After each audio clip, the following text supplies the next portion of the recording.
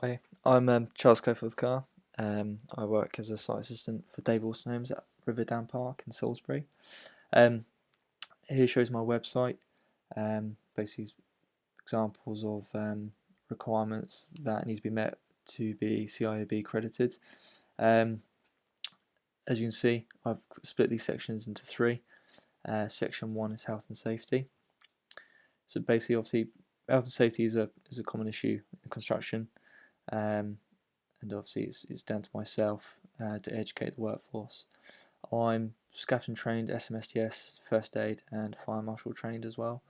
Um, Obviously I need to look into toolbox talks if there's an accident on site, um, and ensuring that all trades are working safe and reported near misses, accidents, um, and they're recorded, and obviously to prevent things happening again, obviously like I said, toolbox talks. I have started putting in and added extra to toolbox talks. Obviously I've been creating questions for the trade so that I know that one, they understand the toolbox talks, and I can see gaps in their training as well. There are certain things which again I've identified that I need working on myself, which is obviously scaffolding. I know that I've recently just done a scaffolding course inspection, but obviously I'm still quite new to it, and it's always good to go into meetings and listen to toolbox talks when it comes to scaffolding. Um, Another aspect is foreign labour on site. I've had foreigners, bricklayers in particular, that worked on site. That I think there's been about 11 of them that turned up on site, and only one translator, which obviously I had to send them away because it's only 1 and 4. Um, I've asked the subcontractor to give me inductions and method statements in the labour's language, um, so that I'm confident that that the message is basically given to the guys that can't speak English, and that I'm confident that the communication with the interpreter is as close as to what I would do as an induction. So that's health and safety, site-based management. Obviously, as a site assistant, I'm always working with a variety of people, whether that's trades, manufacturers, customers, site staff, office based at David Wilson Homes. That could be surveyors, buyers, anyone from commercial, etc. My main aspect is obviously customer care, and I've gone through the journey as to how I've gone about to get 100% satisfaction 2014 2015, and I currently sit at 90.5% for 2016. The way I've done that is purely just by communication. The way I sort of communicate with trades to other sort of people on site is totally different to how I would communicate with customers. Customers can be communicated in a variety of ways: phone, email, text, face to face, whatever they deem acceptable. Obviously, people all got sort of busy lives, and obviously some people might find it easier to text, which I do to answer any questions that they have. In particular, I've used an example, 453, where I've met them at before reservation. I've taken them to the journey of the home demo, basically setting the scene, and also setting their expectations of what the house potentially has sort of defect wise, and removing the horrible word snagging. There's always that perception that with a new house you have to snag it, which trying to get around that initially to begin with when I first started on site. I would just make lists upon lists, which is seen down here, the old defect list, which I shall quickly show you. And this takes into account during the home demo me just going through items. Literally, as you can see, there's quite a lot of stuff. Whereas with my new defect list, or my way of communicating with the customer, and reducing that expectation, my list is hardly anything. which you can see here. So there's that. Communication, obviously trying to get the survey and how to go about doing it.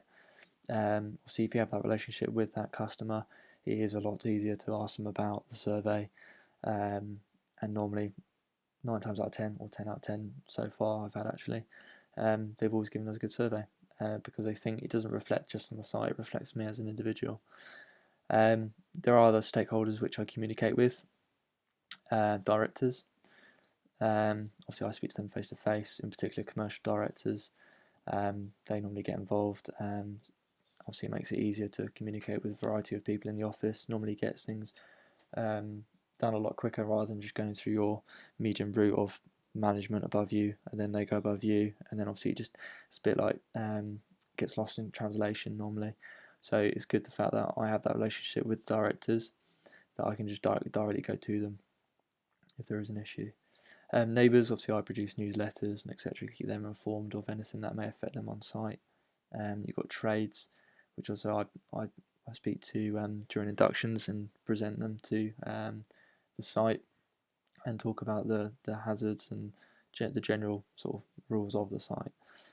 There are sort of times where you get a trade which is disinterested, but the way I look at it is that they're largely motivated by money. The longer they stay in there, the less money they're making, which it normally perks them up and they normally listen. Obviously customers, as I said before, any means, any way of communicating with the customer, whatever they deem acceptable. As long as you keep them updated with things and you're honest with sort of their answers or their questions, sorry, you're always going to set yourself up for a good survey. This is a survey that I received off of 453, and I've also got section 3, planning and organising, which is broken down to 4 fundamentals: materials, trades, quality control, programs of works. Firstly, obviously it's established the route of the bill, which is given to me by the head office, and then obviously I summarise that and condense it into one sort of program, which can be seen here, Appendix B, which I should quickly open for you. This program is obviously all based on the program that's given us to us by the office. This is all summarised into sort of stages of build. This is all confirmed at the site manager's meeting with the trades to confirm that they're happy and that it's not unrealistic. I've put little tags here as well: finish roof, which is obviously stage completions. So I know I have to hit those deadlines. Obviously, as you can see, I'm already 2 weeks behind, which is not an issue because obviously when it comes to internal trades, you've got to pick them up. So there's that. Get rid of that. Obviously materials, once I've done the program, this has an effect on the materials. Everything's all noted down when I start doing the program. It's all noted down as to when I should deliver or when I should order, which makes it a lot easier. This is obviously put into a material chart which looks something like this. Again, just makes it easier. Obviously you've got the plots at the top, housing type as an opposite, delivery date, due date, the type of material, the supplier, with the order number and phone number as well. So there's that, which is very, very helpful. NHBC inspections. Obviously the day before I have the NHBC plan to come out, I always check the work, and there have been a couple of times where I haven't been had enough experience with, obviously because I'm more the end build of the house rather than at the start. So whereas I'm start taking over that now to give me a little bit of a head start, I kind of I've got keywords that help me out, that help me pick up on things, and the more lists I do, the more I understand, the more I can give to the trades, and they kind of expect it, which I've had an impact on pre-plasters, which have helped iron out any issues by picking up on items that have recurring during pre-plasters with the NHBC inspector, and that's obviously reflected on the sub meetings, which then again the list that I do now 4 pre-plasters are literally 3 or 4 items. Obviously there are anomalies on site due to weather. Obviously external trades being the heaviest hit on this.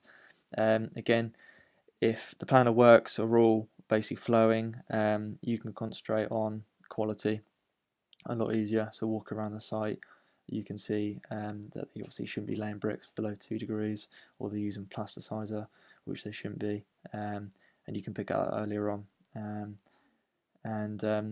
Not only that, is whenever you walk around the site making lists and giving them to trades, the more you keep on top of them, the more they'll expect it, the more they do them themselves, and it just makes it a lot easier at the end run. And that's it.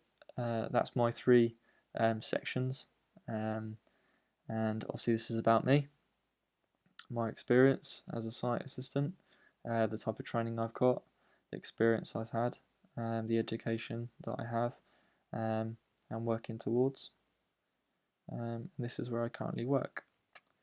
I'm also on LinkedIn, which you can see. Okay. And that's it. Thanks for listening.